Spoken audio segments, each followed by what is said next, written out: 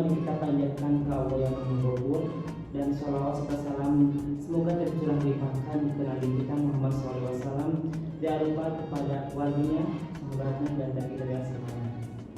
Semoga mendapatkan syafaatul uzma nanti di yaumul kiamat. Amin ya rabbal alamin. Nah, dalam pertemuan kali ini saya Fadl Badruddin dari Prodi Pendidikan Agama Islam semester 2 Sekolah Tinggi Agama Islam Darul Falah, Bandung Barat akan menjelaskan tentang subjek pendidikan dalam perspektif Islam untuk memenuhi UAS mata kuliah hadis nabawi. Nah, langsung saja kita masuk ke tema yang pertama, yaitu pendidikan atau disebut pendidikan Islam. Apa itu pendidikan Islam? Pendidikan Islam adalah pendidikan yang memberikan kemampuan seseorang untuk memimpin kehidupannya sesuai dengan cita-cita dan nilai-nilai Islam yang telah menjiwai dan mewarnai cara kepribadiannya. Dalam pendidikan Islam itu sendiri terdapat konsep-konsep dalam mengembangkan kemampuan individu, yaitu taklim, dan tarbiyah.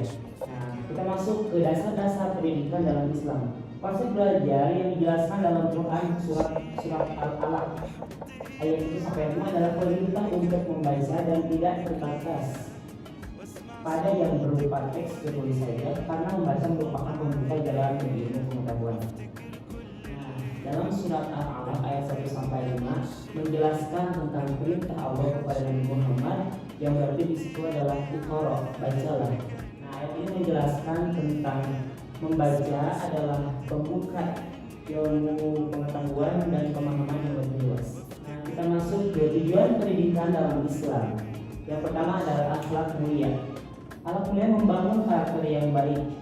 Nah, dalam akhlak mulia, integrasi pendidikan karakter dalam setiap mata pelajaran, mengajarkan nilai-nilai kejujuran, kesabaran, tanggung jawab, dan empati melalui contoh-contoh praktis kisah-kisah dari Al-Quran dan hadis. Nah, manfaatnya membantu siswa mengkoordinasi nilai-nilai moral dan etika serta mengaplikasikannya dalam kehidupan sehari-hari.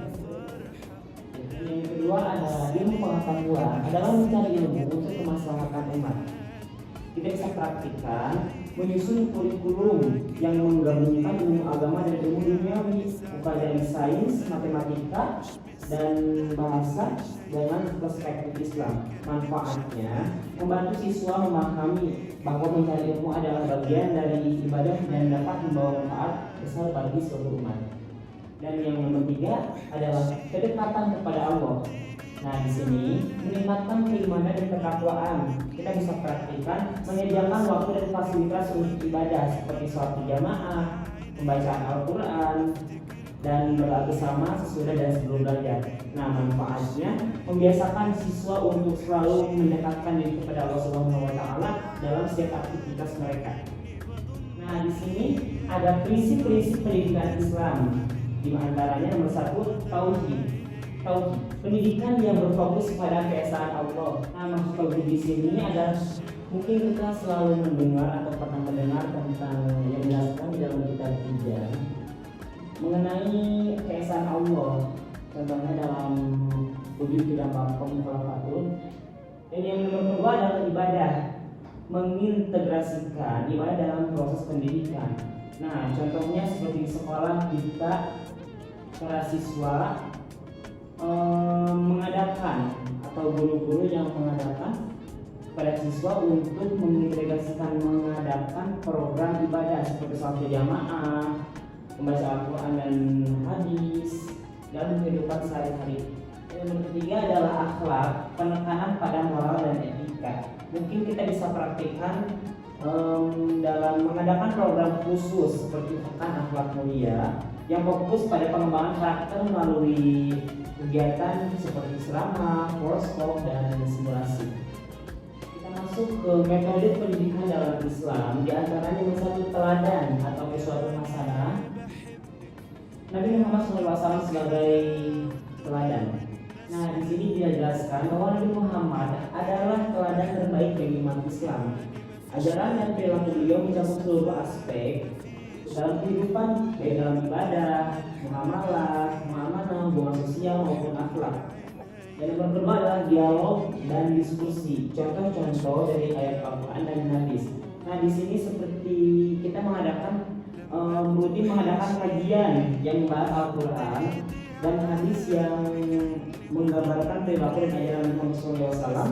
Contohnya kajian tentang sifat-sifat mulia Nabi seperti kesabaran, kejujuran, dan tanggung jawab. Dan terakhir ada pengalaman langsung atau pembelajaran melalui praktik ibadah di kegiatan sehari-hari. Nah, di sini guru harus mencontohkan atau mengadakan kegiatan ibadah di sekolah sehari-hari seperti ya sholat seperti yang tadi, baca Quran, menghafal hadis dan lain-lain. Kita masuk ke kurikulum pendidikan Islam. Nah, di sini ada materi keagamaan, Al-Quran, hadis, fikih, dan akidah. Nah, di sini dari Al-Quran, contohnya seperti membaca, menghafal, dan memahami tafsir Quran. Manfaatnya meningkatkan kemampuan membaca Al-Quran dengan baik dan benar, memahami maknanya dan mengaplikasinya dalam kehidupan sehari-hari. Dan contohnya di dalam hadis, mempelajari koleksi hadis-hadis sahih, memahami konteks dan aplikasinya. Manfaatnya mengetahui contoh nyata dari kehidupan Nabi SAW untuk dijadikan teladan. Dan nomor 3 ada dalam usul ya, mempelajari buku-buku Islam yang mengatur ibadah, muamalah, akhlak, dan lain-lain. Tujuannya mengetahui cara-cara beribadah yang benar serta memahami hukum-hukum perilaku dalam kehidupan sehari-hari dalam syariat Islam. Dan yang terakhir ada akidah, pembelajaran memperkuat keimanan dengan mempelajari prinsip-prinsip dasar keimanan dalam Islam. Nah, tujuannya adalah menumbuhkan keyakinan yang kuat terhadap rukun iman dan prinsip-prinsip dalam Islam. Kita ambil dari sains, contohnya seperti fisika, biologi, kimia, dan ilmu-ilmu lainnya, dengan memasukkan konsep-konsep yang menunjukkan kebesaran Allah Subhanahu wa taala dalam menciptakan alam semesta. Tujuannya adalah mengembangkan pemahaman dunia yang krisis serta mengapresiasi kebesaran Allah. Nah, kita masuk ke keseimbangan antara ilmu dunia dan akhirat. Nah, mungkin di sini kita ambil integrasi kurikulum. Praktiknya memadukan nilai Islam dalam pembelajaran ilmu duniawi. Misalnya mengaitkan konsep-konsep sains dengan ayat Al-Quran dan relevan dalam menerapkan prinsip-prinsip keadilan dalam pembelajaran ekonomi. Nah, manfaatnya adalah membantu siswa melihat kesatuan antara ilmu agama dan ilmu duniawi serta menerapkan nilai-nilai Islam dalam semua aspek kehidupan. Peran guru sebagai pendidik dan pembimbing spiritual. Nah, di sini guru dalam kategori teladan akhlak mulia. Guru harus menjadi contoh dalam berperilaku, bertutur kata, dan bersikap sesuai dengan ajaran Islam. Dan yang kedua adalah penyampaian ilmu. Dalam penyampaian ilmu, guru mengajarkan ilmu pengetahuan dan agama dengan metode yang efektif dan menarik sehingga siswa dapat memahami dan mengamalkannya.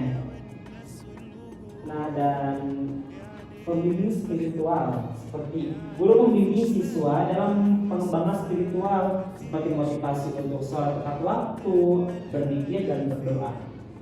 Dan yang terakhir adalah lingkungan belajar, kondusif untuk pembentukan karakter Islami. Kita ambil contohnya seperti atmosfer Islami, lingkungan sekolah yang mendukung penerapan nilai-nilai Islam seperti adanya waktu sholat berjamaah, pembacaan Quran di pagi hari, dan penekanan keras syariat Islam.